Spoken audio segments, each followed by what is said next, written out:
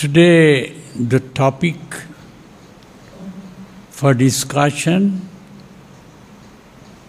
is about karma and rebirth.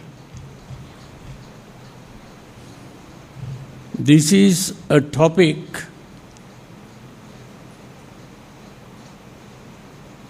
which has been already there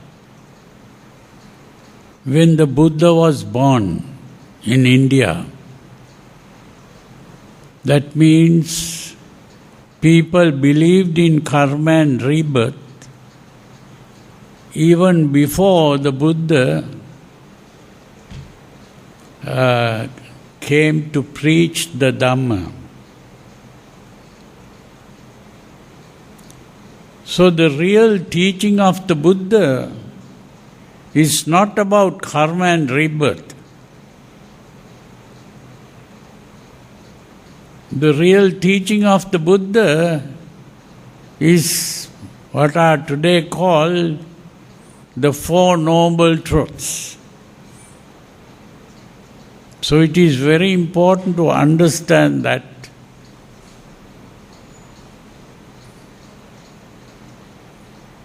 This is because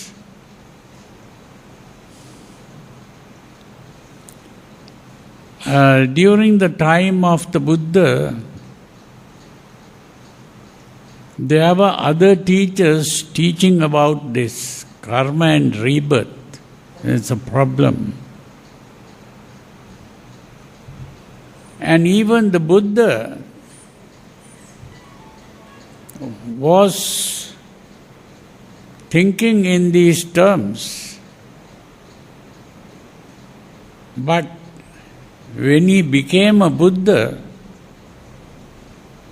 he saw things in a different way.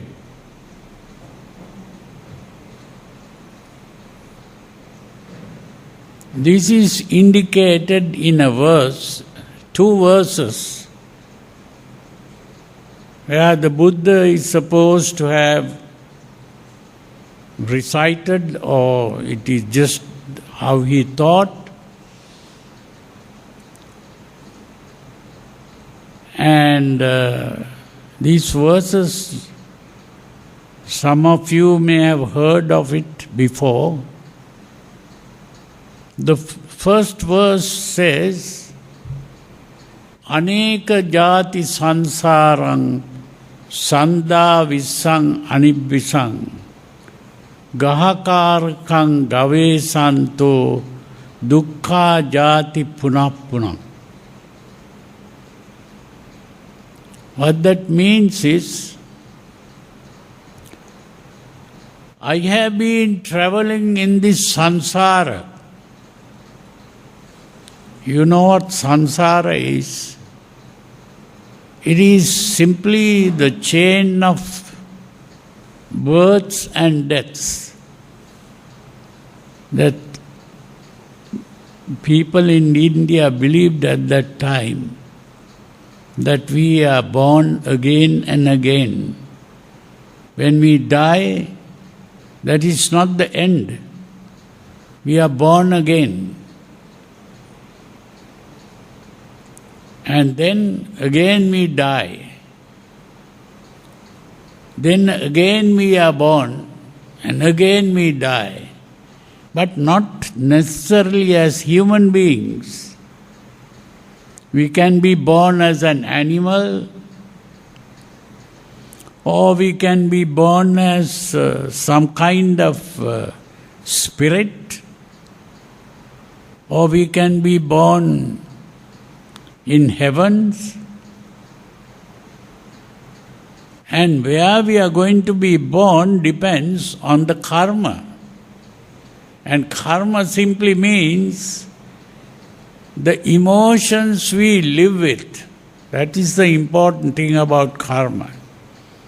Karma simply means our emotional life. That is the meaning of karma. And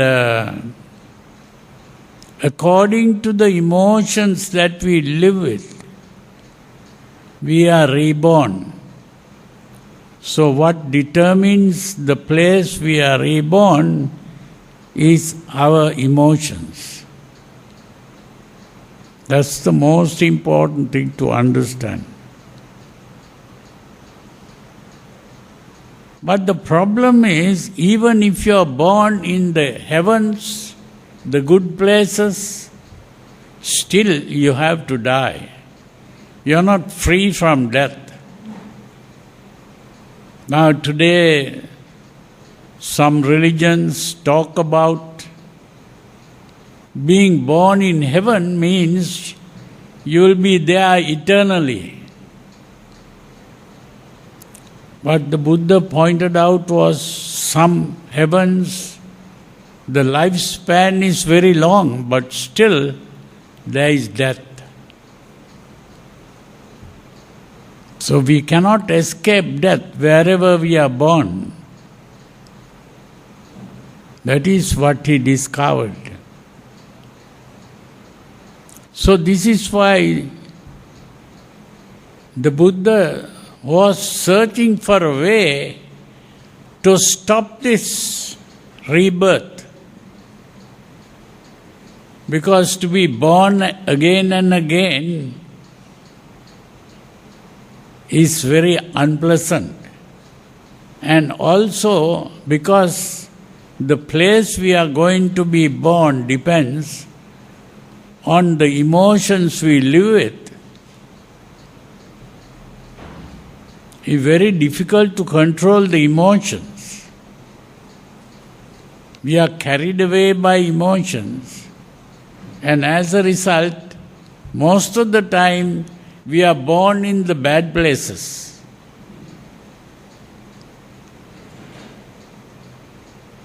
Although it is possible to be born in the good places, most of the time we are born in the bad places. So this is why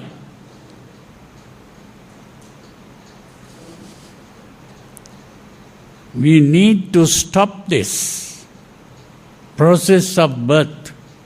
And this is why the Buddha, in the first verse, he says, I have been going around in this samsara, this chain of births and deaths,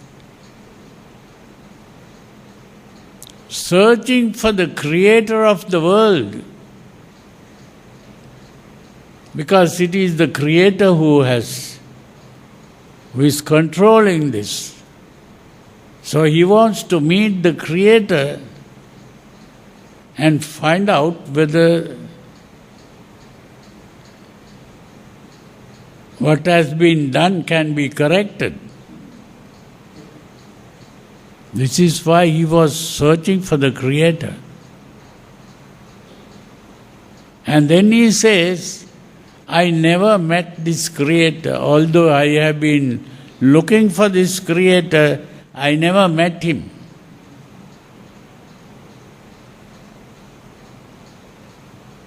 And it is so unpleasant to be born again and again in this way. That is what that verse says. In the second verse, the Buddha says, Gahakaraka dittosi. I have seen the Creator. In the second verse he says, Gahakaraka dittosi. I have seen you, Creator. You will not create anymore. Gahakaraka dittosi punagehang nakahasi. Punagehang nakahasi. That means you will not create anymore.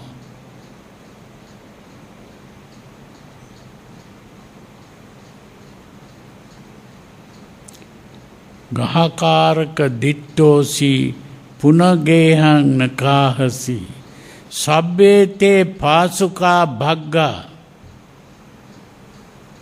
all your supports have been broken down. Your supports, if you had the foundation or if you had pillars, all those things are broken down to build the house.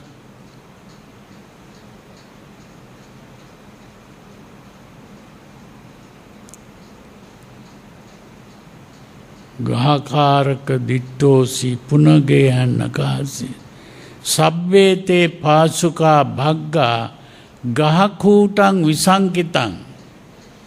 The whole structure has been dismantled.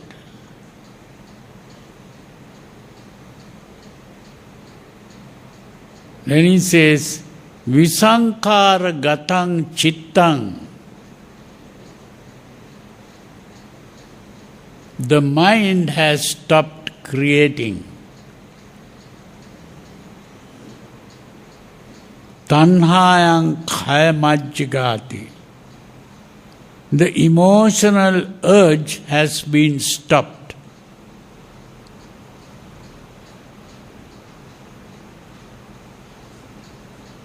What does that mean? It is his own mind that is doing the creation. The creator is not someone outside. The creator is his own mind.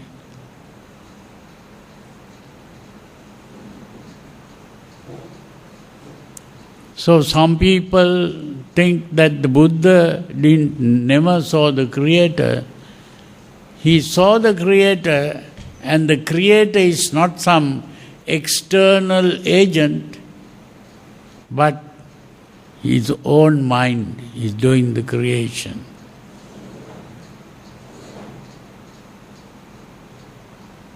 And that creation is happening due to the emotional part of the mind.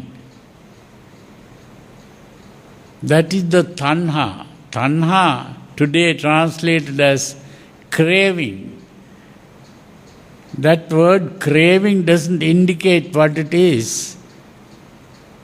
The real word is emotion.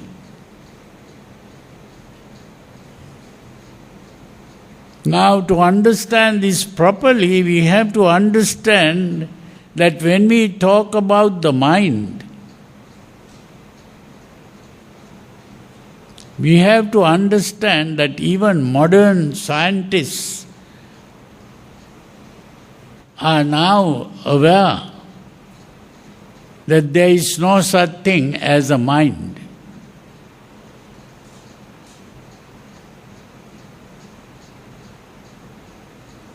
There is no such thing as a mind. They have been doing a lot of research to find the mind. They found there is no mind, there is only the body. We have only a body. And what we call the mind is one of the activities of the body. There are many activities going on in the body. The heart beating is one activity. The breathing is another activity. The food that goes into our stomach is digested. That is another activity. The activity of the kidneys is to purify the blood and then send out all the waste. All the poisons are sent out. You see, many activities are going on in this body, like the engine of a car, the engine of a motor vehicle. is doing a lot of activities. In a similar way, this body is also doing a lot of activities.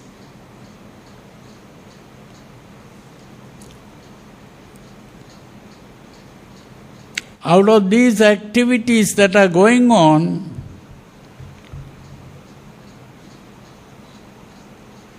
there is an activity called the activity of the nervous system.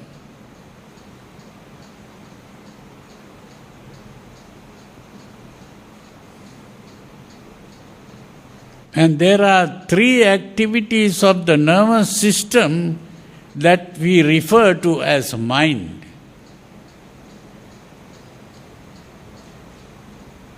When we speak about the nervous system, we speak about the brain, the spinal cord, and all the other nerves connected with the spinal cord that goes to every part of the body, like telephone wires going everywhere.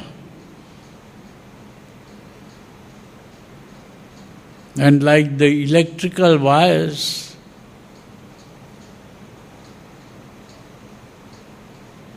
so now we know that when we want the light, we only have to press a button and the light comes on. All that is because a lot of electrical wires going around, connecting all these switches and the lights and all the fans and air conditioning and so many other things going on. In the same way, in this body, we have so many wires going around. Those are the nerves. There are three main activities that the Buddha referred to as the mind.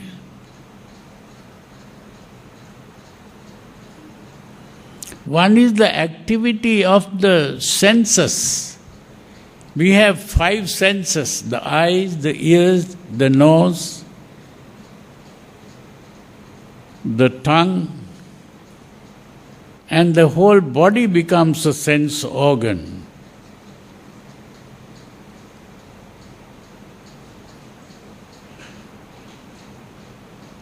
The environment, there are many activities going on in the environment, outside the body.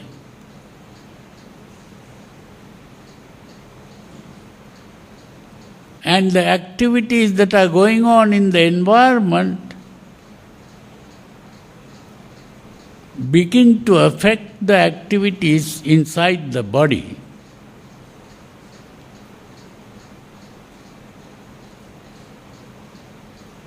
We call it stimulation. When light is an activity in the environment, light comes in the form of waves. And when light falls on the eye reacts to that. And that is what is called seeing. Sounds are also activities going on in the environment. And when a sound comes to the ears, we begin to hear. Smells are also activities going on outside. And that when it comes to the nose, we feel the smell.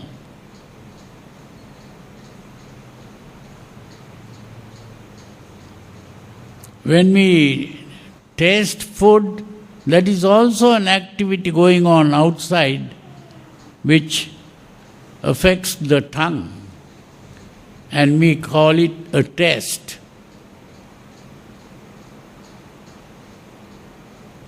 and any movement going on outside can affect the body, and we feel it as a touch. These are all just activities going on outside which affect the body.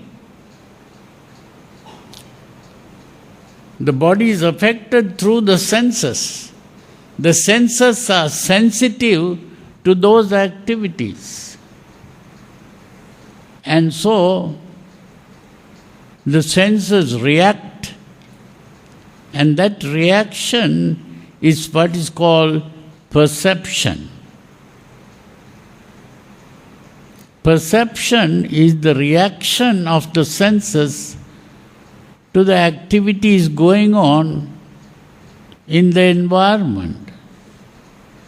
So we are organisms in an environment.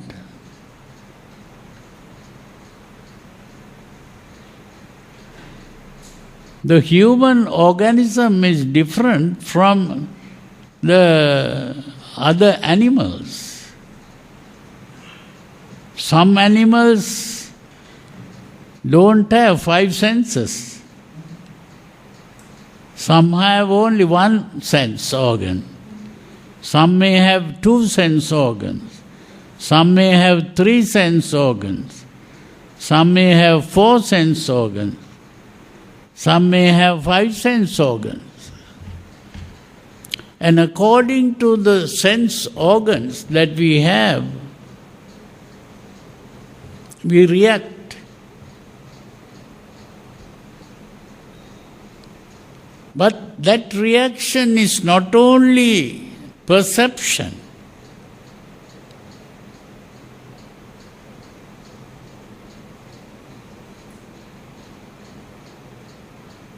There are nerves going from the various sense organs to the brain.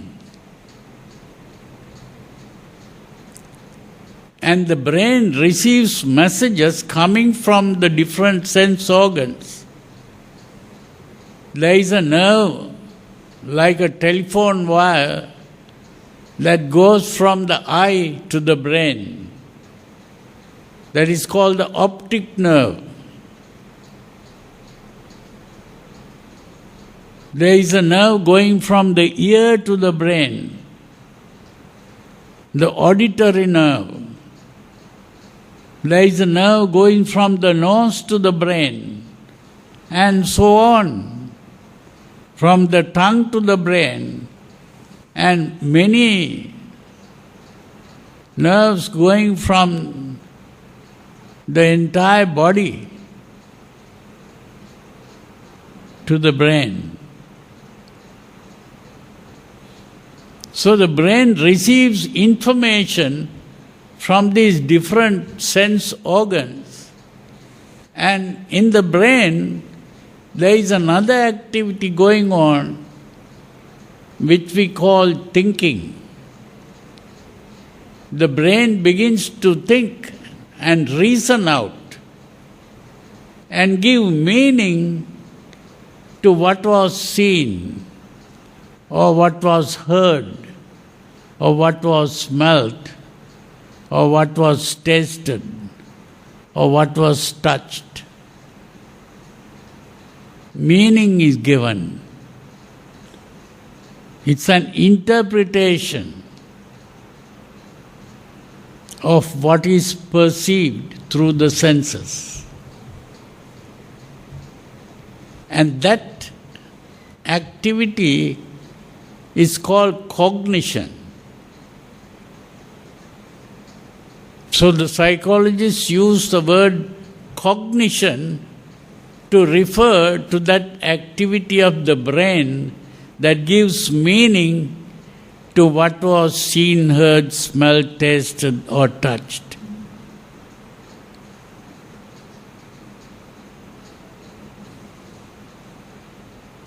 And that is not all. Once the meaning has been given, another reaction occurs, which is an emotional reaction to what is seen or heard or smelt or tasted or touched. The emotional reaction can come in the form of a desire for what was seen, or a hatred of what was seen, or a fear of what was seen, or a worry about what was seen. These are emotions.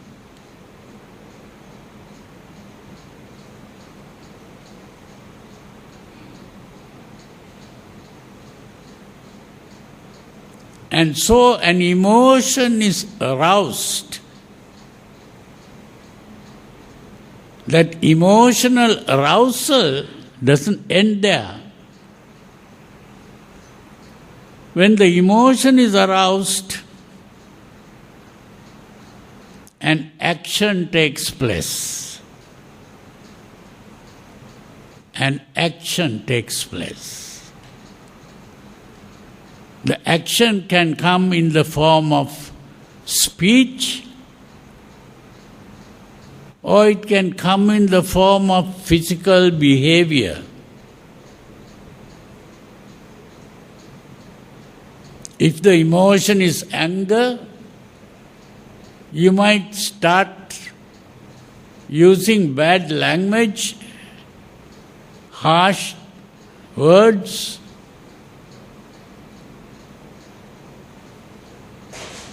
and if you begin to act physically, you might try to fight, or you might try to kill people or things. If the emotion comes in the form of a desire, then you might act in order to get what you desire. Or if the emotion comes in the form of a fear, you'll start running away from what you fear. So the action is different. It depends on the emotion.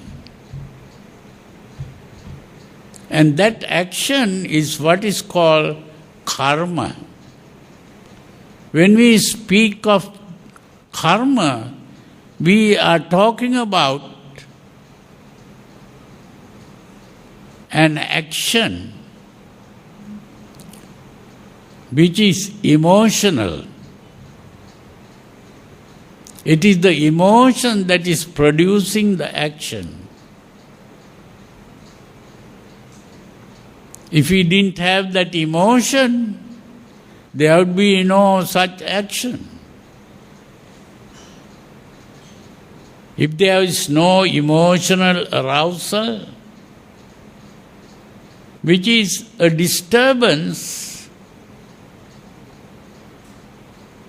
of what is normally called a mood or temper or temperament. These are words that we use to refer to that emotional state we are in. It can be a calm state or a disturbed state. Every emotional arousal is a disturbance. And this disturbance is not just a mental thing, it is a very physical thing. Because even the heart begins to beat faster, or the breathing can become heavy, and the muscles in the body become tensed. The pupils in the eyes can dilate, and so many things can happen. So an emotion is not just a thought. An emotion is a physical disturbance in the body.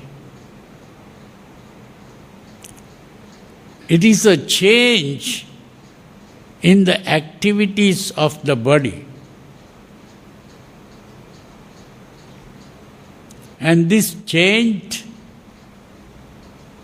state of the body is not the normal, healthy state. It is an unhealthy state.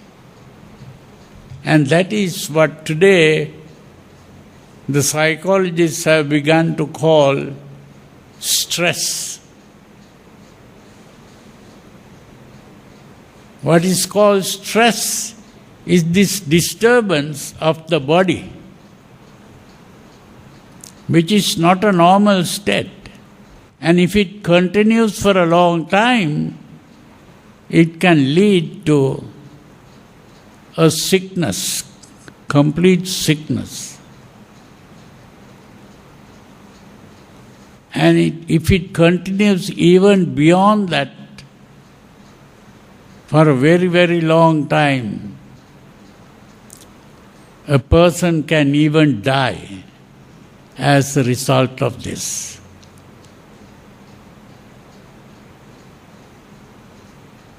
This disturbance in the whole body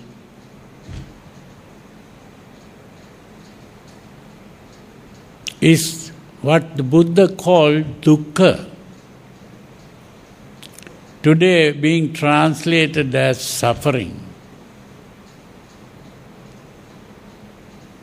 But this is only the internal suffering.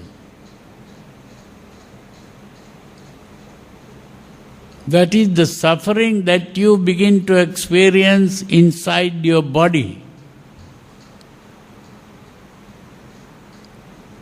But if you begin to fight and quarrel, there will be a disturbance not only inside your body, it can be a disturbance in the whole society.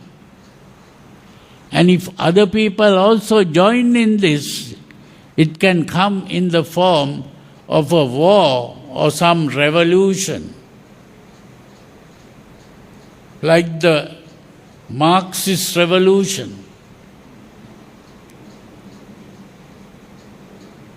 So all the crimes in the world, all the wars in the world, all the terrorism that is going on in the world, all that is due to this emotional disturbance.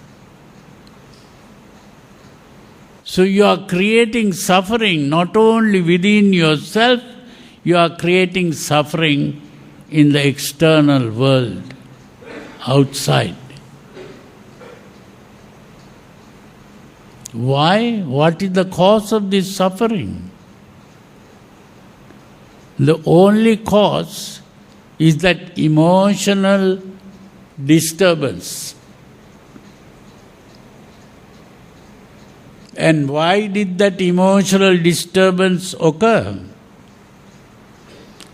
Because of the way you interpreted what was happening in the environment. You see,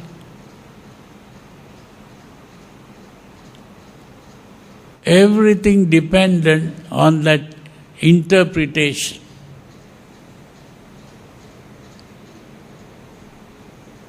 This is the meaning of the first verse in that book of verses called the Dhamma. There the Buddha says, Mano Pubbangama Dhamma. What does that mean? The word mano has not been properly translated. Most people translate the word mano as mind. That is not correct. I told you there are three activities that the Buddha referred to when he spoke about the mind. One is perception, and the other is cognition, which is the activity of the brain, and affection, which is that emotional excitement.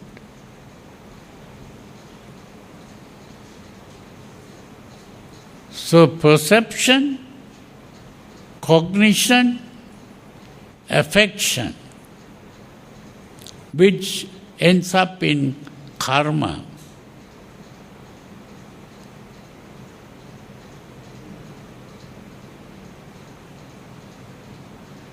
And the karma ends up in vipaka. Vipaka means the consequence of the action. If the action was fighting, the consequence can be going to prison or maybe a war. So whatever the consequence. So these are all very clearly stated by the Buddha, but very few understand this properly.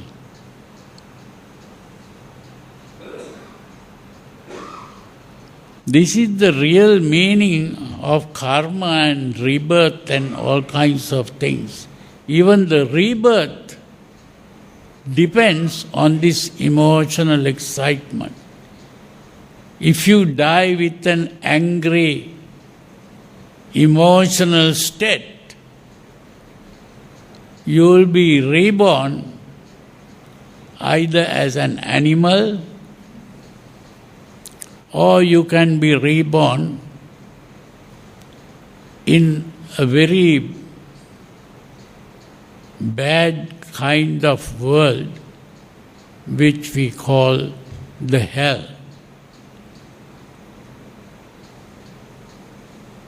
The Buddha pointed out that there are things called hells, not only heavens.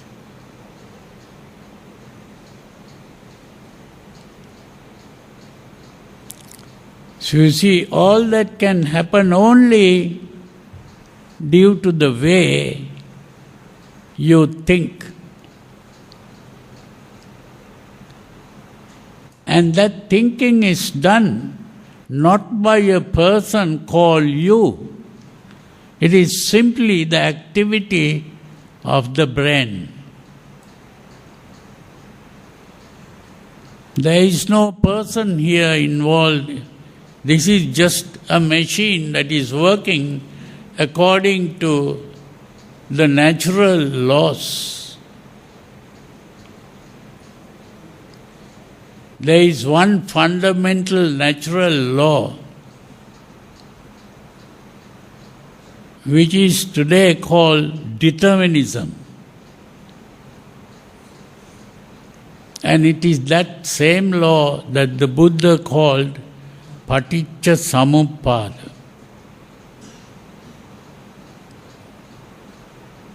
Determinism means that every activity, natural occurrence in the world occurs only due to the presence of the necessary conditions. It is on this natural law that all scientific inventions, technology is based. And it is this same law that the Buddha called paticca samuppada. Hetung paticca sambhutang hetu bhanga nirujjati. When the conditions are present, it comes into being. When the conditions are absent, it ceases to be. The same thing.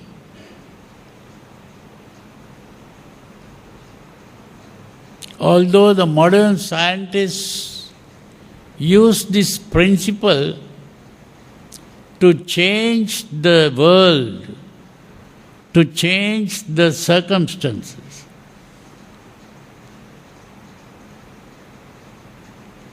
but the Buddha used this same principle to change the human being, to change the mind.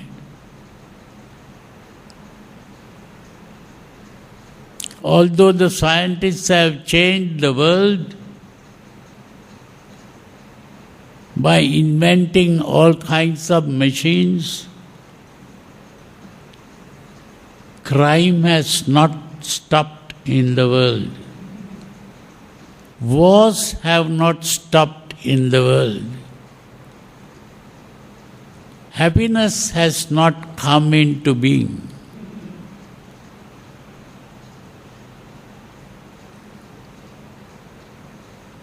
This is why the Buddha didn't invent machines. Instead, he changed the minds of human beings and produced what are called arahants or Buddhas.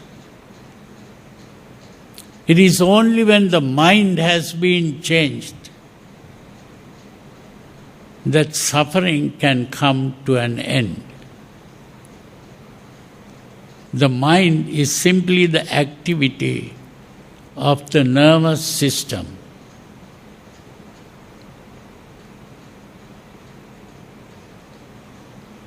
Which is the activity of the body.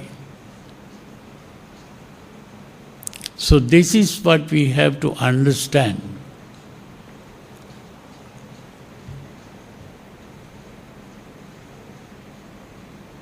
So I think you understood, I hope you understood,